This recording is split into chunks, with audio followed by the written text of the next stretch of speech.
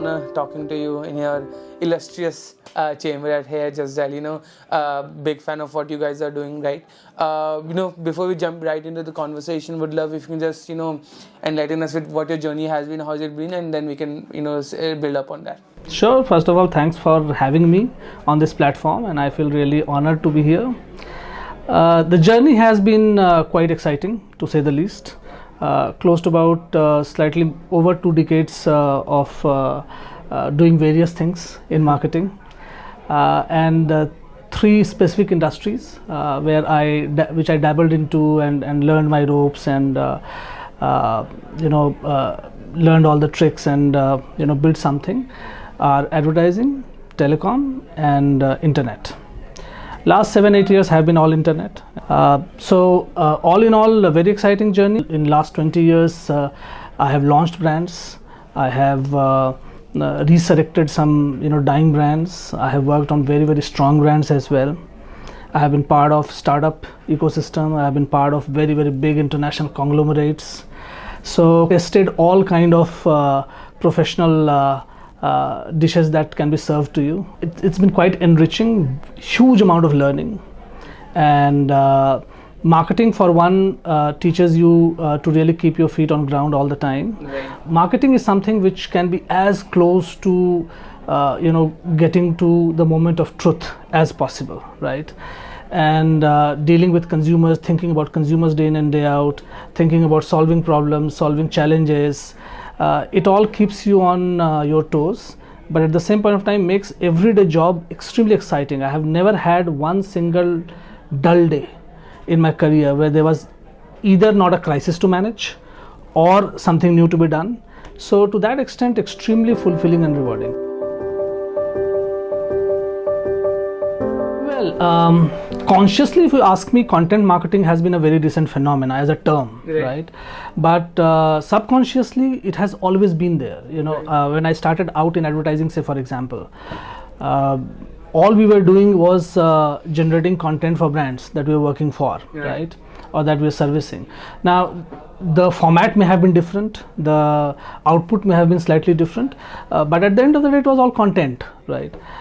So content has been an integral part of me since my very beginning of the career. Right. But yes, I think I would say, to very specifically answer your question, I would say last 10 years or so. Right. Especially after 2013-14 types, when a lot of .com boom started happening, internet boom started happening, and we saw a whole lot of propositions coming on the horizon built on online or internet as a platform. Whether it was food delivery or whether it was medical appointments or whether it was any other industry category that you look at, that's when the term content marketing, and the realization that content can be really a differentiator as well as a catalyst for growth, right. For businesses, that started happening. Right. And I think last 7 to 8 years, it has really gone to a place where I don't think any brand can do without a coherent content strategy. Well, first of all, I think marketing was always storytelling, right? And advertising, as you rightly said, was one manifestation of that, one way to do, one way to tell the story. But the purpose of marketing has always been to take the core story of a product thought to consumers, right? So marketers always had to be storytellers. Now, therefore, storytelling, I don't think ever went out of fashion, right? It has over a period of time changed its avatars. There was a time in 80s and 90s when advertising was the primary way of telling your story, because it was also an era where you had televisions coming into your life, and media was, different kinds of media was coming into your life, and therefore consumption of media was very high, and there was a novelty factor associated with it, and so it helped a lot of brands use those mediums, new platforms, to tell their story and became iconic brands, right? One example you quoted, there are many Indian examples really using advertising as a primary mean of business growth. It never went out of fashion. It always has been there. It's changed its format, it's changed its avatar, but essentially it's been there, right? Coming to today, from there, I think storytelling is something that has really exploded now. Why I say that is because unlike in past, where you were trying to tell a story in, say, a predefined format, okay, or in a particular predefined manner, today you have to tell stories in multiple formats, in multiple ways, to multiple kind of consumer cohorts. Right. No one storytelling is sufficient to cater to all kind of consumer cohorts, and therefore whether it's storytelling through social media, or through your above the line advertising, or through your PR initiatives, or through blogs, or any other forum that you look at, a brand has to do that willy-nilly today. Mm-hmm. Right? And even within those individual domains, if you really see, say for example within social media itself, you can't have one format or one form of storytelling. Every single social media platform has its own flavor, and you have to customize your story according to that. Look at social media platforms themselves.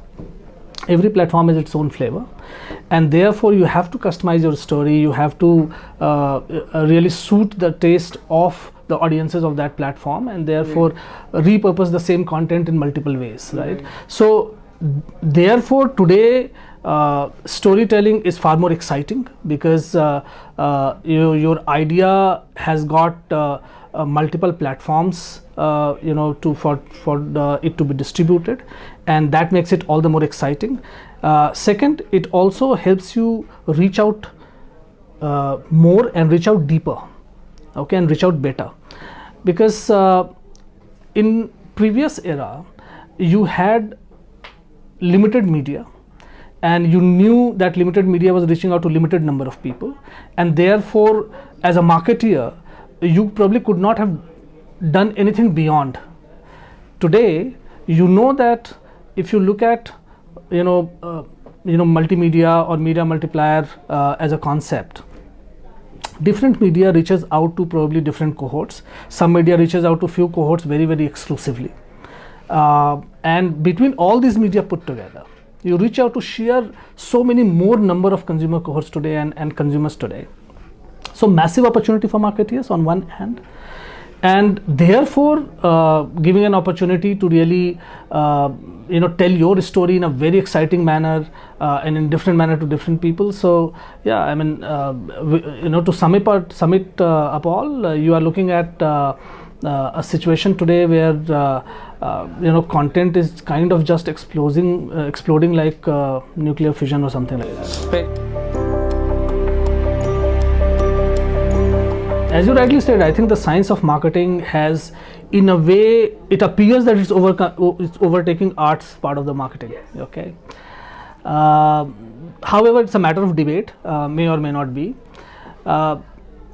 In many ways, I think it's very, very good, because anything that is worth done should be measured as well.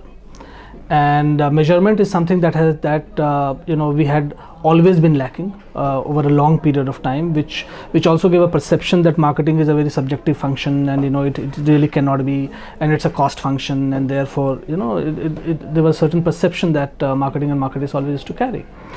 I think availability of data and availability of data on your fingertips has in many ways busted that myth, and we are today able to almost see every single dollar that you are spending, right, where it is going, what it is doing, and how well it is being spent.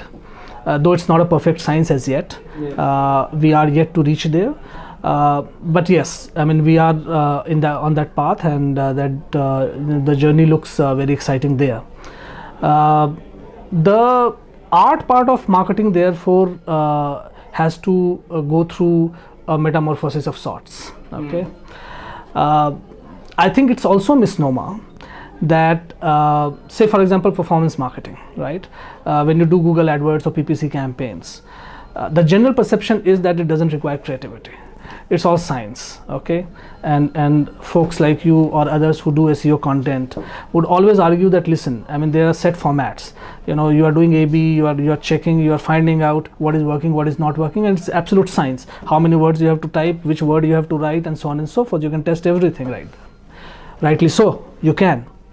But the art of marketing that comes into it, okay, is actually in its ability to think creatively and say, even within those confined environment of certain number of characters that you are allowed to put there, how and what way is going to really excite a consumer to look at you at that point of time, right? And so I think it's very interesting play between the science and arts part of marketing today as a result of that. But coming back to your question, I think marketing has always been a science. Today we just have more means to access data, to figure out responses to impetus that we are giving, and plow that back in course correcting, or making new strategies per se. It also has its flip side. The flip side is CMOs like me today are sitting with so much of data. It's a huge challenge to really wade through all of that and to really figure out what part of data to look at, what not to look at, where can you mine what insight out of, how do you test that insight, how do you test that, what hypothesis you build, how do you test that hypothesis, and so on and so forth. So on one hand, availability of data has made a lot of things very easy, but on the other hand, it's also kind of added new challenges to marketeers, and how do you wade through this. The science of marketing, which is still evolving, looks very, very exciting to me, and I think the future marketeers 10 years from now, and I say this because I was sitting and thinking one day, and someone had asked me this question, so I was just thinking about it. I realized that 10 years ago, what I was doing as a marketeer, today I almost do not do any of those things. So this is a kind of change that has happened in 10 years. Now with technology coming in, the space of change is only going to increase, and therefore a marketeer sitting 10 years from now, God knows, maybe dealing with metaverse, maybe dealing with other implications of technology and marketing. The face of marketing will be very, very different from what it is today.